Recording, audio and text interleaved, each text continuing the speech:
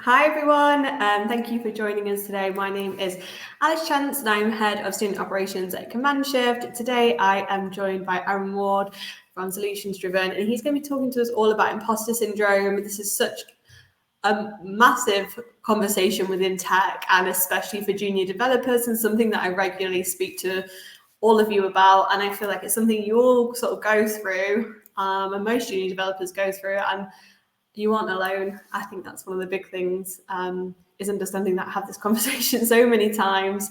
But Aaron's going to be talking through it and sort of how to deal with it, I guess. So I will hand over to you, Aaron. Thanks very much, Alice. Hi everyone. So my name's Aaron.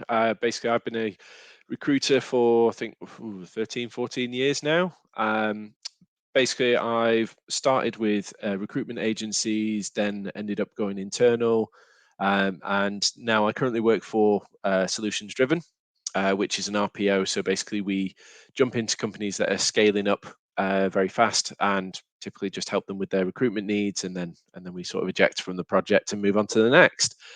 But yeah, I wanted to have the opportunity to try and share a little bit of this. I actually used to deliver this training for North Coders, which is another coding boot camp, and well, it seemed to help. So fingers crossed, it'll also do the same for yourselves. So yeah, let's move along. So let's see if it's working now. There we go. So what I wanted to address first of all, and please feel free to unmute your mics and jump in. Audience participation is more than welcome, but where do we feel imposter syndrome, and do we know what we feel it is? How do we identify it? So I was just looking to get a bit of feedback from yourselves, just to understand, what's your interpretation of it, and where have you come across it? I'm just going to butt in and say I don't think people can unmute their mics, but please feel free to use the chat function as much as possible, Yes, everybody. please.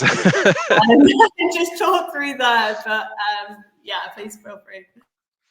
There we go. Tony's already on it. Thank you, Tony.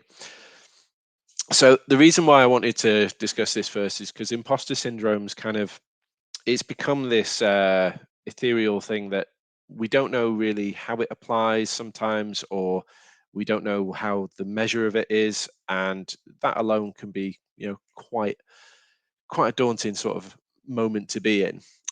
Thanks, Laura. So yeah, out of your comfort zone, something where maybe it's either a new situation, or what we typically find is it can be a situation where you've maybe not gone back there for a long time. You feel as though you've either lost skill or lost confidence.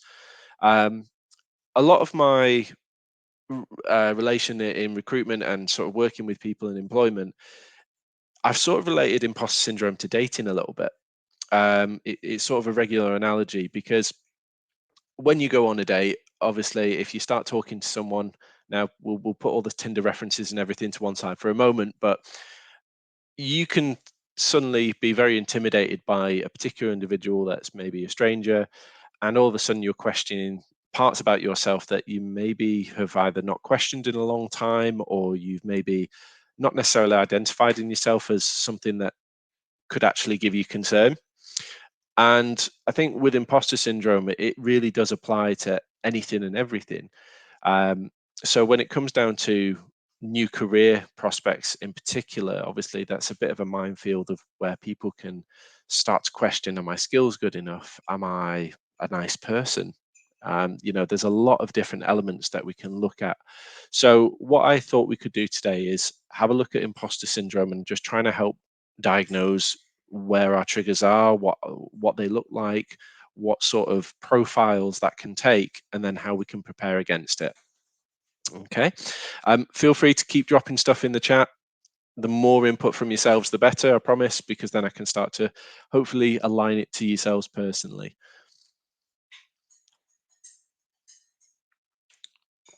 Okay, so I thought we'll go through a few types of imposter syndrome first, just so that we can really understand a little bit more in terms of how does this sort of get involved? How does this start to creep into our lives? So there's a few different types. You don't have to take these as golden rules, but it's just more an inclination from some more psychologists and recognized professionals on what they think is a typical profile. So you've got the perfectionist profile. So that's typically someone who is probably one of the more common traits, if you will. But essentially, it's someone who sets really high expectations of themselves, and even if you meet 99% of the goals, you're still not happy because that 1% means everything to you. Now, I think a lot of us go through this, and the question here needs to be looked at in terms of, where are you getting these expectations from? Is it that mentally you just feel as though that's, having everything completed to 100% is the perfect solution? But especially, I think, for people that are going through things like coding boot camps and training themselves in a new skill, there's an intimidation from the rest of the market, and you're assuming that everyone else out there is a lot better than you, and therefore they meet that 100%, and that's why you're at the, well, anything below.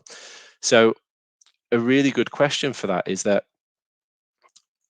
necessarily a fair way to view yourself? I think the most important approach for this, is to realize that we all make mistakes.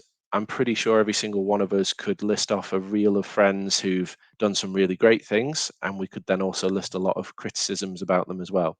If you have an amazing friend that has never made a mistake or upset you in any way, shape, or form, keep a hold of them. They're obviously a good egg. But I think at the bottom of at the end of the day, what it comes down to is we all make mistakes. So this perfectionist attitude, it isn't really in line with what we experience in day-to-day human life. So what we need to be able to do is find ways to accept those mistakes and to see them as an inevitable part of larger success. I can come back to that a little bit moving forwards. So I'm just going to have a quick look through some of these comments. Um, so Tony, lacking confidence in going through interviews, especially with the idea of a whiteboard technical test. Okay, that's some really interesting stuff. We'll come back to that actually, because I can definitely offer some tips around that. Feeling that as though your mistakes are only going to prove that you're not good enough, rather than just part of the learning process. Absolutely agree with that. I think that's a really good sort of identifier of a perfectionist. But what if your mistakes are highlighting just failures? Again, a lot of that is down to perception. I think ultimately, as we're growing as an individual, whether that be in a particular skill, in a particular sector, we can only progress by realizing our failures. And in fact, even the company I work for, Solutions Driven, and to be honest, most of the best companies I've worked with have always had a very, very solid ethos around fail fast. And the reason being is because the quicker we fail, the quicker we go through that experience and learn what it is we should and shouldn't do. So I'll keep going through some of these imposter profiles, and then obviously we'll come back to some of the questions as well. All right. Okay, so then we've got the natural genius. So for those lucky ones of you who've maybe gone through some maybe academics or some sports, and they just naturally thrived. However, as I'm sure most of us have experienced, as we grow, as we mature, the goalposts get changed. For certain fields where we might have thrived and delivered some extraordinary results, that doesn't necessarily always mean that we will get that, or that we're entitled to that moving forwards. So understandably, those sort of situations can lead us to suffer from an imposter syndrome of feeling as though, I can't meet my goals anymore. I don't have the ability. I'm just not good enough. And really, again, what that brings it back to is realigning expectations of, we can't always be at the peak performance across all boards. What we need to understand is that life is very much a spectrum, and all of the journeys that we go on are a work in progress. Now, even some of the world's most successful people have openly turned around and said, like, for example, Elon Musk has done some amazing things in aerospace. He essentially kicked off a lot of the electrical vehicle industry as well. However, is he necessarily any good at basketball? No. So I think that's a really good example of someone who's maybe a natural genius in a lot of aspects. I believe his IQ is ridiculous as well, and yet he is not a master of all. I think we've all heard the jack of all trades phrase, and I think it really does lend itself to this. I really like the example with natural geniuses around musicians, for example. A lot of musicians make very, very good coders, and what I found interesting is that it is kind of similar, that when you pick up an instrument and you necessarily can't play a song off your first sort of try, what you'll then do is you'll get yourself into a routine of practice where you can then go over that skill over and over again to the point where you can then see that progression coming through. And that's essentially what we're going to do to get rid of imposter syndrome as well. Okay. So next, we've got the rugged individualist. So this is someone who, for example, when they're looking for help, it really starts to trigger something in them. So it's someone who is a bit of a Bear Grylls. They like to go out on their own and survive off their own wit. Now, I know it gets said quite commonly, but asking for help really is a vital skill, not only because it will essentially help us realign our perspectives, but because ultimately it's a real stop point for you to actually get someone else involved and say, actually, I do have a bit more knowledge in this area. And if you want a measuring stick, yeah, you're a little bit off with this. Now, I understand that that sort of criticism can be very scary for people, but in 99% of situations, you've got nothing to fear with it, because at the end of the day, you don't know what you don't know. And there's nothing wrong with actually trying to take some inspiration for other people and learn about what made them get to their level, what brought them to that sort of achievement. I think copying someone, or well, not necessarily for academics, but plagiarism can be a huge form of flattery. And what we've seen in a lot of industries is that it does work, incredibly well. There is not a lot of software engineers that I've spoken to over the years who, when I ask the question, what do you do if you're struggling with such and such a bit of code, their first answer is normally Google or GitHub or Stack Overflow, you know, and these are senior software engineers that have maybe been doing this role for 20 years.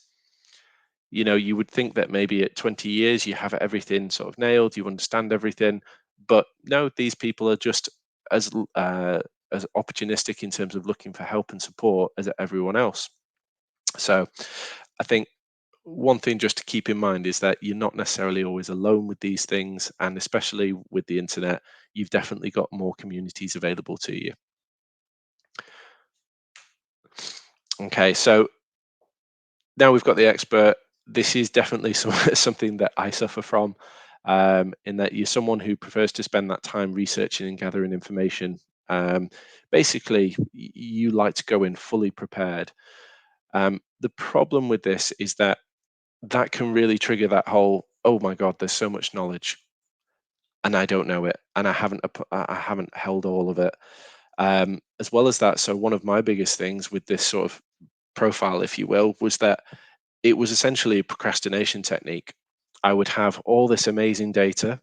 In fact, one of my old directors came up to me at one point and said, "Look, you've mapped out your market." So in recruitment terms, that was, I had a huge list of clients. I knew all the hiring managers at that client, but I hadn't done? I hadn't acted on it. I didn't act on the information that I had, because really the information was just a security blanket for me. It was there to make me feel more competent at my job. But what I was openly avoiding was that actually you need to do the thing that you're scared of. You need to make the move forward and actually get in contact with those clients. And it's very, very similar in software engineering, in that a lot of people, in fact, I've worked with a lot of software engineers who don't upgrade their technologies because they like to stay in the comfort space of what they've known. So things like VB.NET, cancelled by Microsoft, well, unsupported by Microsoft for years and years and years. And now the demand for it is dwindling, but there is still a huge pool of candidates out there who haven't necessarily taken that leap because they feel comfortable with the knowledge base that they've created. Okay, there we go. Next one is the superhero. So these are those crazy people that push themselves to unbelievable sort of expectations. So it's sort of similar to perfectionist in that their expectations aren't just relatively high, in that they're ridiculously high, sometimes massively overwhelming, because what they're actually trying to do is compare themselves to people that are leaders in the field, or maybe you've joined a new company and you're looking at some of the people around you and going, I cannot do this. I am nowhere near at this level. However, what I have found is that that happens so commonly with more junior developers and people entering the industry. And let's be honest here, it's just not a fair comparison for you. And I think you'll find there's a lot of overlap with these profiles in that it is all very much focused around mental health, perception of yourself, and where you land, sorry, where you are in the space of this new career and new prospect. So what we suggest around this is you need to look at where you get your validation from as well. So what is it that tells you that you've done a good job? Do you understand what that would need to look like to make you feel better about this situation? That is going to be absolutely key to help you sort of define what success looks like and what happiness is going to look like once you've achieved a number of things. So ultimately, what we're trying to do around imposter syndrome with all of these profiles is we are still focusing very much on you, but what we have to do is change your perception of you and where you're going and how you're going to deliver. Because especially when you go work for another business, they've got their own perceptions of what they would like out of you. And what I've typically found through speaking to a lot of students is that your belief of of what you're missing is nowhere near aligned to what your employer is looking at.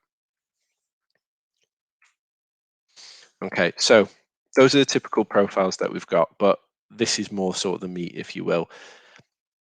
Before, and Alice, just to confirm, for the majority of people, and please throw it up in the chat there, do you feel as though a lot of this is prohibiting people applying for roles, nervous to apply to roles and interviews, or are there other aspects as well that we want to I'd touch on? say so. Yeah. So I would say a lot of it is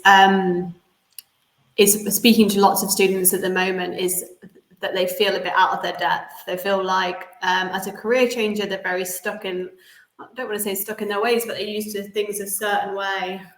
So when it comes to applying for jobs, it's like, am I going to be good enough? That fear of rejection, I think, is quite big. And I guess building that confidence level up so that when they are applying for jobs, that they know that they're good enough, that the interviewer wants to see them. I speak to a lot of people who feel like almost the interviewers are doing them a favor by interviewing them. That they're going to start the job and it's not going to be the right thing for them, and they're not going to fit into the team. That tends to be a few of the issues. I don't know if I've just rambled a bit there. Sorry. No, that makes absolute sense. Thank you. Sorry. No worries. So yeah, look, that's great. So yeah, we'll focus around the whole applying for jobs, and sort of having those skills. So let's just put the action of what you want to do to one side for a moment and ask yourself, are you prepared enough to support yourself with this?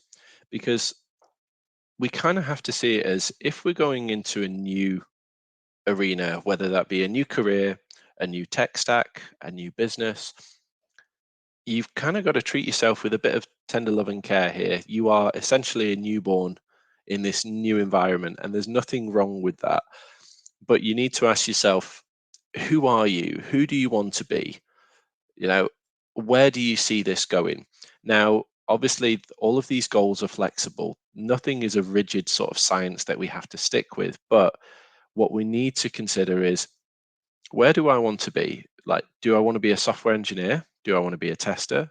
Do I even like being a software engineer? You know, from my experience that I've had so far, is that something that's really exciting me? Now, I'm guessing because you're on the courses, that's definitely a thing. But what job and role are you looking for? And if you don't know, that's totally okay, but start asking those questions. I think one thing that I've definitely found over my years is that the software engineering community and tech in general are a lovely, lovely community. It's incredibly inclusive. It's incredibly devoted towards sharing knowledge and helping people. In fact, as a recruiter, when I started, I knew diddly squat about coding. I just knew a few Microsoft certifications from a previous job. And I asked all my developers, I was honest with it. I just said, look, I know that you hate recruiters. I know that you don't necessarily want to talk to me, but I've been put in this specialist patch of .NET across the Northwest, and I just want to understand what I'm talking about. And that created a really big dynamic change for me, because what I found was that the respect and the kindness that I got off people, don't get me wrong, there was probably one or two people that just went, it's ridiculous that you're a recruiter and you don't know code. But what I found was that the majority of people came back very supportive and just said, what do you want to know? What don't you understand? And there's not one of you, I promise, on this course who aren't capable of asking those questions. Now, how you do that is completely up to you. We've got, if you haven't already seen them, there's meetups. So there's lots of meetups, especially around the Manchester area as well. London's got loads. I think basically most of the major cities have got some really fantastic meetups there, where you can either go to talk about specific technologies, specific methodologies, like, let's say, for example, test-driven development's obviously a big thing for a lot of people now. So go along to a test-driven development event and just talk to a few people. If you're a little bit shy around talking to general audiences, talk to the hosts, because if anyone's going to want that event to be a success and for people to feel included, those are your people. So don't be afraid to ask as many questions as possible, but before you go asking other people, ask yourself where you want to go. And if you don't know, that's absolutely fine. But what you need to do is just take that little bit of prep time to understand what options are available. Where could I go? What do I want to go into? So I just didn't want to deafen you all with my cough then. And then what we can start to do is, once we've got that little starting point of, okay, so I want to be a software engineer. I think I want to work with Java or .NET or Python, because that's the language I really enjoy. Then we can turn around and go, okay, so how do I start to apply that to companies? Well, one thing that I hope would give you a bit of confidence is that you have something within this particular industry that not a lot of other industries have, and that is, you have a cheat sheet. So if you want to start looking into becoming a Java developer, you can go on LinkedIn, for example, and you can search for Java developers. And what you can do is have a look at all those different companies. Now, I know from my time with other boot camps that certain people wanted to go into, say, for example, more charitable based industries. Other people wanted to work in maybe something a little bit more sort of high tech, so maybe aerospace. Others were just happy to just get their hands on some code. But regardless of how where their interests were lying, what we were able to do was take an initial first step, and that was, okay, I want to do Java. Right, okay, that's all we need. Let's go with Java. So start speaking to people in that community, whether it be via LinkedIn, whether it be via meetups, or just Google Java groups online, and you'd be surprised how much is there. And Reddit's fantastic as well as a forum for a lot of software engineers. So just start to build this profile around you. So, okay, Aaron, I want to be a software engineer. What sort of industry might I want to work in? Not sure. Okay, well, that's step number one. Let's go and have a look at all the different industries. What technology stack do I want to work in? Java. Okay, so we now have an industry and a technology stack. So eventually you're going to build up this recipe for what your future is going to look like. Now, what we can do is we can also dive a little bit deeper into particular companies. As an example, Booking.com are an amazing business that actually give you a cheat sheet to how to get a job with them. Now, what I can tell you is that for the majority of it, it's they want to see a passion. There's been a lot of businesses that I've worked with, and there is a massive skill shortage. So the good news is your time and your money isn't wasted. There is definitely opportunities out there for everybody. But what I think you'll find is that most businesses are looking for someone who just genuinely loves what they're doing in terms of a coding practice. The reason for that is because you can have, typical 9 to 5 people who just sort of come in and get the job done, and that's totally fine. But when you're at an entry level, what they're looking for is someone with real passion around what they're doing. Now, passion, I would say, can't really be faked. So that's why having these preparatory questions beforehand, you can then start to have those answers ready for them to say, look, this is why I want to do it. And then what we need is examples. Um, One of the biggest things I could recommend is keep doing katas or coding exercises and build a portfolio that's big enough so that you can actually show that to people. Unfortunately, passion typically isn't something that we get like a little token for and can hand it to someone to promise it to them. Um, it works in the same way as relationships, that when you first meet a potential employer, same as a first date, you're not going to turn around and say, can we get married? Or alternatively, can I have a full-time job and be here for the next 5 years? It's a bit much, isn't it? So instead, what we do is we start to get to know each other more. And that's essentially what we're trying to open up. It's that conversation of, could you explain to me a little bit more around the job description? What is it that you're looking for with this, and this? And those elements will start to come out, and all we're going to do is match make it and say, okay, so I've actually built a little project with this technology. This is what it did. Not particularly aligned with that. Don't, if I could give you one lesson away from today, it's don't lie. In software engineering, it's easy to catch out, but the truth is a much more powerful tool if you can deliver that with passion and conviction around what you care about. Okay, so right, so staying positive. It's a lot easier than everyone makes out, and I know it sort of floats around social media as, oh, you just have to have this positive mentality. The honest truth is, I don't necessarily believe that it's a light switch that we can just turn on. So instead, what we can do is, and this is going into a bit more of a psychological profile, it's, let's identify what our triggers are.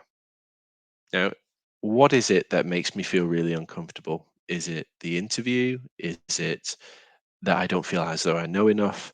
And start to build this profile around yourself. When I say how can we support them, this is all based around our triggers. So let's say you know that the interview is going to cause you some real anxiety and you feel as though it's really creeping up on you. Okay, so the interview is causing this anxiety.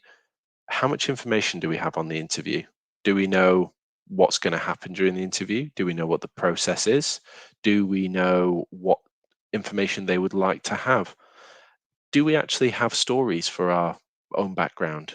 So, as a big example, a lot of people will put a few little details on their CV. However, if you've been doing this for 6 months, it doesn't necessarily tell them all the courses that you've done, all the project builds that you've done.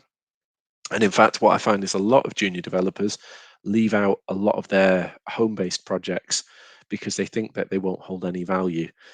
If I could leave you with something today, it would be build as many mini projects as you can. That experience will help drive away the fear more than anything else. The more that you can work on having those examples, the better you will feel in terms of your ability. Why? Because you've tested it, because you're not in the unknown. A lot of the fear that we have with junior developers is typically that they go into a new business and they don't know what is going to be expected of them. All they know is that they have been given this title of a software engineer or junior software engineer, and that they somehow have to produce some product out at the end of it. Whereas if we can go in and say that I can see that you're looking for someone with HTML, CSS, and JavaScript experience, here's a few projects I've built. What you can then do is actually use the employer to help you measure where you're at. Now, every business is different, but what you'll find is that constructive criticism will also offer you a little highlight on where your strengths and where your weaknesses are. Weaknesses are not a bad thing. It's something that we all have. So embrace the fact that if someone gives you a weakness, that is now your opportunity to turn that into more of a strength because you know what to focus on. I think in the majority of interviews, a lot of stuff will sometimes be brought up around the evaluation of someone's ability. So what we need to do is say, okay, well, essentially I'm getting a free assessment here. It's no different than you going to the doctors and having a health checkup. It's just that it's typically aligned to a lot more different life choices and where we're going to go. But that is essentially all an interview is. It's an opportunity for someone to have their own perception of you and sort of help measure where you're at and whether or not that would be suitable for their business. So if you are going to go in for an interview, always ask for feedback and ask for some constructive criticism. Do you know how you want to sell yourself? Again, this is a really simple one of, do you know your strengths? Do you know your weaknesses? Have you had a conversation? And I know some of you might cringe doing this. I certainly did, but role plays in a mirror, they do help, because whilst that is a minimal experience because it's just you in the room, it's essentially rehearsing and rehearsing, rehearsing. If you think back to what I said around musicians, rehearsing that instrument, well, you and your career is the instrument. So what we need to do is practice that over and over. Ask yourselves questions, things like, where do you want to go in the next 3 years? Make sure you have that answer in your head. What technology stacks do you enjoy? Well, I enjoy these ones. Why? What is it that you enjoy about it? It could just be that the syntax is easier. It could be that, say, for example, with JavaScript, it's much more intuitive, so it helps, and it'll throw in, it'll correct a few mistakes for you. So don't be afraid to say those things. They're all very much entry level sort of comments, but at the end of the day, it's still your opinion, and you're having an opinion on it and having experienced enough of something to have an opinion on it at least offers an employer an insight as to where your passion lies. Another big thing that you should focus on is, have you asked yourself what's the worst that's going to happen? We're going to learn lessons. If you go into an interview and absolutely bomb it, if it doesn't work for you, if you feel as though you just got tongue tied, there's literally millions of other companies. And I can promise you that there is millions of other companies. You can disappear in the shadows. There have been individuals, and I'll share one story with you. There was a particular person that someone that I used to work with who went for an interview. This guy was a software engineer, turned up at a police station, and whilst he was waiting for his interview at the police station, the receptionist could actually smell whiskey on him very strongly. So during his interview, they actually breathalyzed him because they were very concerned. He was 3 times over the limit. I think we could all say that that is a pretty bad interview where someone comes in 3 times over the limit, right? Now, that particular individual, I believe he did get in some serious trouble with it. However, he's still a software engineer. And after that complete debacle, he then still got a job. We've had another one where an experienced software engineer was working for one of those gift companies. He went round the back and drove into one of their vans and then drove off and tried not to claim any responsibility for it. And again, that was a really negative instance around his career, but it didn't stop him continuing what he was doing. For some people, those lessons have to be a lot more severe, as you can understand, but there's things that we can learn from every interaction. And I think that that's something I just want to really highlight to you, in that even if you don't necessarily achieve what you wanted, in that it's either securing a role or a promotion, that doesn't necessarily mean that you have failed. What it means is that you've identified and found a way to measure the aspects that you didn't necessarily have that were right for that job. Now, whether you want to stay in that lane and keep going towards those companies, those industries, that, I mean, as an example, how many people do you think apply for Google and Facebook? And how many people do you think get rejected? There's a few candidates that I speak to and I have spoken to for years, and they've been trying to work for Google for sort of 10, 15 years plus, and they keep getting knocked back. And the feedback is always typically, we just found someone stronger. Well, that's going to happen. Again, bringing it back to the dating scenario, sometimes the chemistry is just not the strongest, and sometimes the chemistry isn't necessarily the most rewarding. That doesn't mean that you're not good enough What it means is that right there and then, the opportunity just didn't align. So I'd say just be kinder to yourself with it. Don't expect yourself to be that superhero, that perfectionist that is going to achieve everything and get every role. Absolutely have that sort of drive about you, but think to yourself, if I don't get something, what can I learn from it? All of our experiences have to have a starting point. I'm pretty sure as everyone's seen those things that go around that I think it was like Oprah Winfrey didn't start doing television until she was 40. I think it was oh come on, Harrison Ford. He didn't become he was like a carpenter for years. And I know And, it. Oh, sorry. and like Amazon, isn't it? What's his name? Yeah, He's yeah, like, Jeff Bezos. Yeah, yeah, I failed Amazon the first time round in his parents' like basement. yeah, exactly. I think it's with social media, with everything that's out there, we always put our best images of ourselves. However, the one thing I would encourage you to invest in is start reading about the success stories of some of the world's most successful people, not to compare yourself against their success, but to actually look at how many failures they've had. Um, I've got to say, I've had some in recruitment, I've had some moments. Well, my first recruitment agency, I quit 3 times. I spoke to my director, pulled him into a room, and just said, "I hate this job. I hate this. Like, I'm not performing. I don't think I can do this." And that was the key comment. It was, "I don't think I can do this." I had already done it. I had already placed people into jobs. I'd already brought on board new clients. What I was actually saying was, "I don't think I can do enough of this." And all that took was a conversation around looking at the work I was doing, reevaluating it, and making myself more efficient. Now, that didn't necessarily mean staying later. It meant for me just basically changing the way I worked. But I used the help of mentors to do that because there were people that were far more experienced. The great thing is that if you're starting off as a junior developer, there is a huge, vast community out there that are more experienced than you and can help you. So I would say be accepting of your starting point. That is not a negative. It's that it's an inevitable that ultimately has to happen. You have to have the first step. What you then need to ask yourself is, how do I do the second step?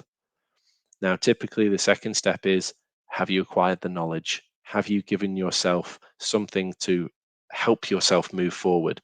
Now, that doesn't necessarily mean that you have to take a big chunk, break it all down. You don't have to achieve anything by a certain time frame. You don't have to achieve anything um, particularly grand within that time frame. All you need to do is ask yourself, am I getting closer to my goal? And if the answer is no, we then go back and say, okay, what is it that I'm unprepared for to get to that step? Okay, so that's the end of my slideshow. So I just thought it might help if we go through some of the details that everyone's putting up, and then we can sort of pull it apart if that sounds all right. That's great. Thanks, Aaron. And just on that last slide, I think a lot of those points that you mentioned on the staying positive one is people don't know who to speak to about it. And I think a lot of the times students will compare themselves to other people in their cohort or other people who are at a similar level or people who have done the course before them and sort of put themselves against them. And I think hopefully this has been a good experience for people to realize a lot of you are in the same boat and have the same fears and are sort of at the same point. But if you ever need anyone to speak to, I'm always here. And I just wanted to reiterate that point. If anybody ever needs a chat and you feel like you're going to have a bit of a wobbly day or you need a little bit of extra support or help with anything, I'm always here to help. Absolutely. So just going through some of those comments. So Tony, I totally understand the idea of a whiteboard technical test being daunting to you. First of all, I'm a little judgmental on companies that do a whiteboard technical test because, especially with the neurodiverse community, that isn't necessarily always the best thing. It does cause people pressure. But if we want to be really simple about that, do we have to go for companies that do a whiteboard technical test? And if that's something that you are scared of, how often do you practice it? You know, try having a go at some of those whiteboard technical tests. You can do them at home, and you could even speak to people in the community to say, hey, I'm looking for someone to give me an idea of a whiteboard technical test. Can someone just help me? Pick out three, and over the next 3 weeks, just do one every week. You know, just put in some time. And I think that's something that a lot of people fall down on. It's not allowing yourself time to prepare for something that is blatantly going to be a challenge. No, you know, if we take some of the more competitive industries, like in the sports industry, no one just sort of runs onto the track and gives it a go. There's months and years of training before all of that. And I think this is where it applies exactly. You might not be 100%, but if you've done 100 whiteboard tests, you know that you're going to typically perform a lot better. Um, and I would just say, you know, build yourself up by having confidence in doing those whiteboard technical tests first, and then ask yourself, okay, is this something that is continuing to be a problem? Is it something that continuously stresses me out? In which case, maybe you just need to have that conversation and say, hi, what's the interview process for this? Is there a whiteboard technical test? It's just I get very anxious with them. If there is another way, for example, especially with a lot of junior developers, one of the best ways that I've been working with them is I just say, look, have you got a GitHub with all your projects in? Because if you can submit that, sometimes that will actually let a hiring manager turn around and go, we don't need the whiteboard technical test. We can have a look at the quality of your code. So there are ways around it. You don't have to feel stuck with those certain routes. Yeah, so Carla, in regards to like feeling as though your mistakes are only going to prove that you're not good enough, well, they kind of go hand in hand with the learning process. If you're not good enough, it depends how you take that terminology. Not being good enough does not mean that you're never good enough. It might just mean that you missed the mark. I think I've probably had like 2 good rounds of golf in my life. Um, I certainly don't call myself a golfer, and I don't promote that in any way, shape, or form. However, I will still go and play golf, because what I don't want to do is limit my ability based on what my performance has been. Now, if you know that some mistakes are going to be brought up, don't be afraid of those. Accept them, because it was obviously, well, typically it will be something that you maybe just didn't know or maybe didn't comprehend. I'd rather know the answers to that. And yeah, no one likes receiving criticism, but this isn't a criticism that will affect you for the rest of your life. This is just a little poignant note to go, I think this bit needs a little bit of work. So then you can walk away and do that, and you can pay attention to that and come back even stronger. So I know it's easier said than done, but it is it's one of those things that the experience alone will drive us to succeed, basically.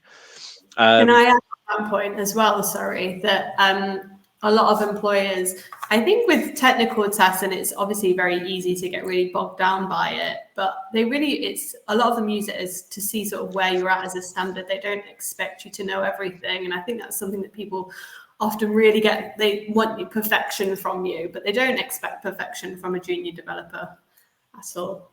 So. yeah, yeah, exactly. I think the biggest thing I can tell you that so many companies look for, and I say this, you know, this has ranged from, I've worked with sort of 1 to 10 person startups where it's literally someone's had an idea and they're just giving it a go, all the way through to well, I worked with Italy's largest bank, and replacing one of their senior directors who would basically control their entire infrastructure for 60,000 staff globally. As you can imagine, that sort of responsibility is ridiculous. It's a sort of, well, we've got 60,000 people's worth of infrastructure and IT all resting on your decisions. As you can imagine, that's pretty intimidating. But we found that person because we looked for people with similar experience, and when I talked to the right people, everything, you know, sort of fell into this perfect circle of, yep, I've done this, I've done this, I've done that. They wouldn't have had any of that, and they wouldn't have had that opportunity had they not thrown themselves into that opportunity and project to be able to deliver it for the first time. Now, it's the same with yourselves, it's just little steps. So In regards to what Amy said around using Google, I can tell you now the majority of people I talk to all talk about using Google. You don't need to feel like you've cheated on that. All you're doing is acquiring new knowledge. All I would say is just try not to get into a position where all you ever do is use Google. Try and absorb that into yourself. And then when you do get a new skill, play with it a little bit and make sure it just really settles into your brain. So, Rob, you were saying about stop comparing your progress to that of your peers, and it's been a big help. Yep, absolutely. Taking time to appreciate the skills that I have has also been useful. Yeah, like if you want to try something, maybe leave this meeting today and get a piece of paper out and just write down, what am I good at? What am I not good at? And then ask yourself, how regularly are you working on the things that you're not good at? Do you actually give yourself a bit of time? Yeah, Laura, nervous about being good enough to start applying. You're never ever too early or too late to start applying unless you've got some bills coming in. That's the honest answer.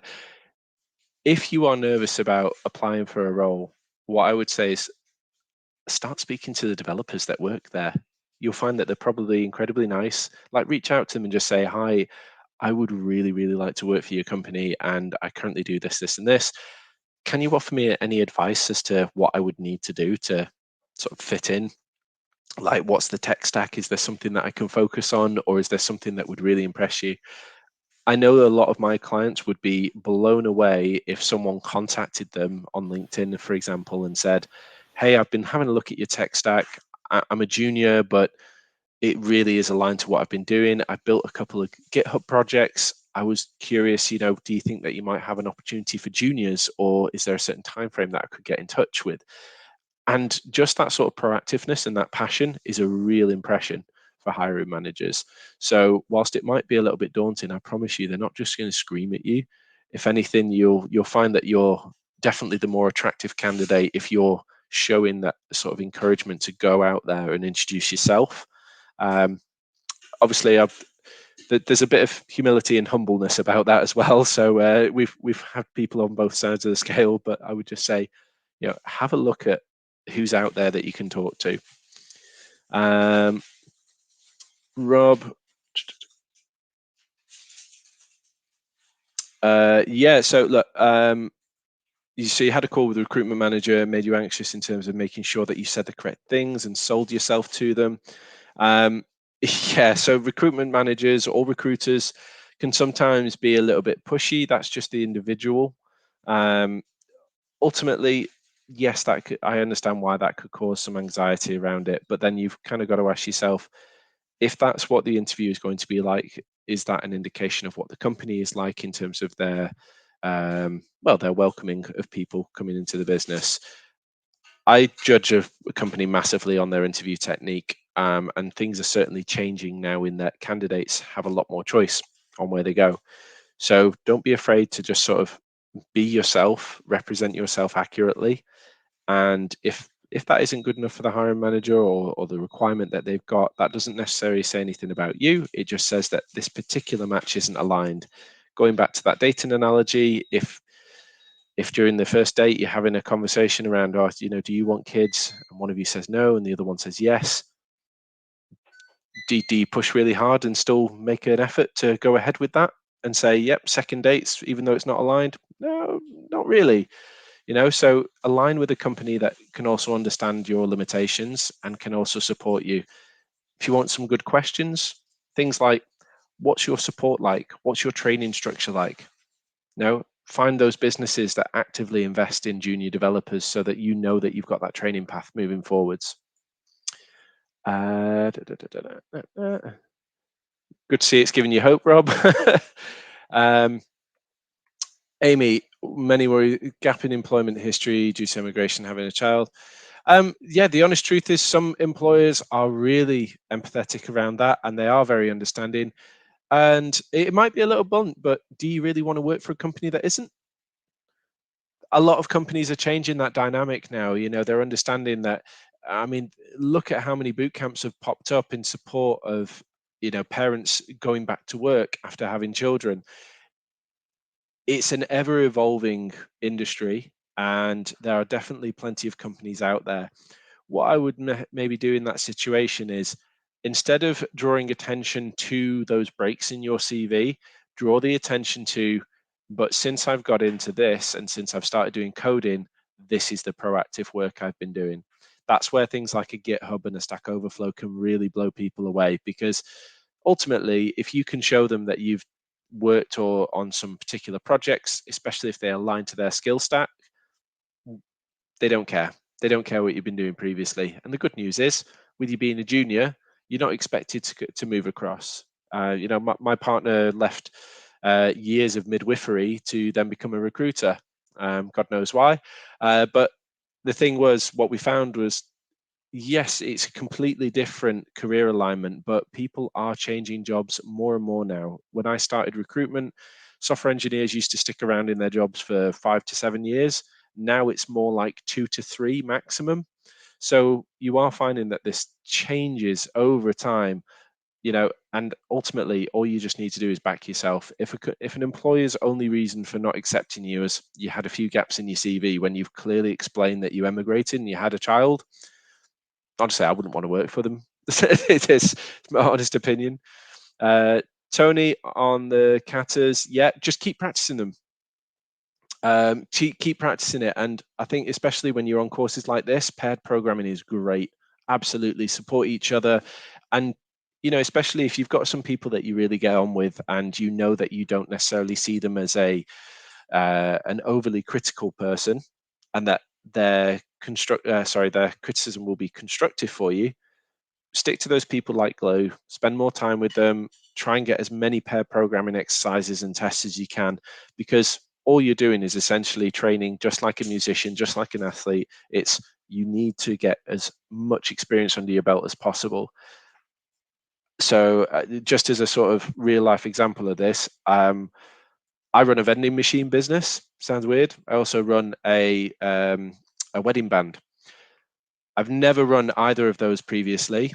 In fact, when I did the vending machine business, I didn't know what I was doing. I heard a client with a requirement and I thought, I'm going to give it a go. I've seen it on social media. That night, I was on YouTube for 3 hours learning how to stock a vending machine and how it operates. I couldn't really tell you much more about the mechanics, but I knew enough to be able to try and put together a business. Now, I've learned a lot of lessons. I lost the majority of my profit in the first sort of 3 months because I didn't put the right stock in, but it didn't stop. We always have this ability to always sort of reevaluate and just go, right, okay, I'm learning as I go along. And what you're going to find is that's going to happen with your career, but you've got more and more support. So I'm not saying that to go, look at all these little businesses I've got. It's the one thing I've genuinely learned around the whole personality part of it is you need to just give it a go. Deep breaths. There are points where you are going to go, I feel a little bit out of my depth. But if you can look at that and see where the problem is and what the difficulty is, which with coding you very much can, you can identify a lot of these areas in terms of where your strengths, where your weaknesses. And then if you use your community to help feed that back, you can then progress on it. But I don't think there's any replacement for the time and effort that you put in. I think, what is it? It's supposed to be like 40,000 hours makes you a master in the majority of things. Now, I'm not saying you need to do 40,000 hours, but ask yourself, are you giving enough time for you to prep? Are you giving enough time for you to learn? And then once you have done that, you kind of got to throw yourself out into the ocean and say, right, I'm just going to go and swim and see how it goes.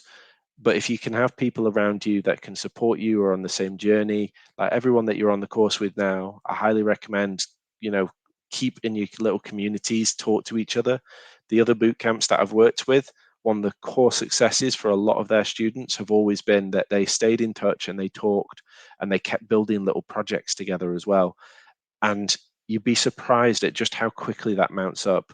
It's kind of like going to the gym, right? That it's the consistency piece that will really transform it for you.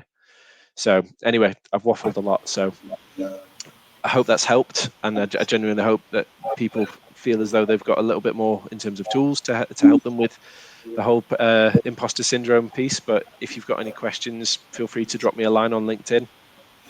Aaron, that was amazing. Thank you so much. It's just really nice to, I guess you broke things down in a really nice way that I think it will resonate with a lot of the students. So I'm sure it's going to be really helpful to lots of people. But no, I really, really appreciate you coming and chatting with us today. You're getting some nice comments saying thank you. Thanks for having me. And I genuinely hope it helps. If anyone's got any questions, please feel free to reach out. I'm always happy to have a chat. Amazing. Well, thank you so much. Enjoy the rest of your afternoon, and I will chat to everyone soon. Thank you. Cheers. Take care, everyone. Bye. Bye. Bye.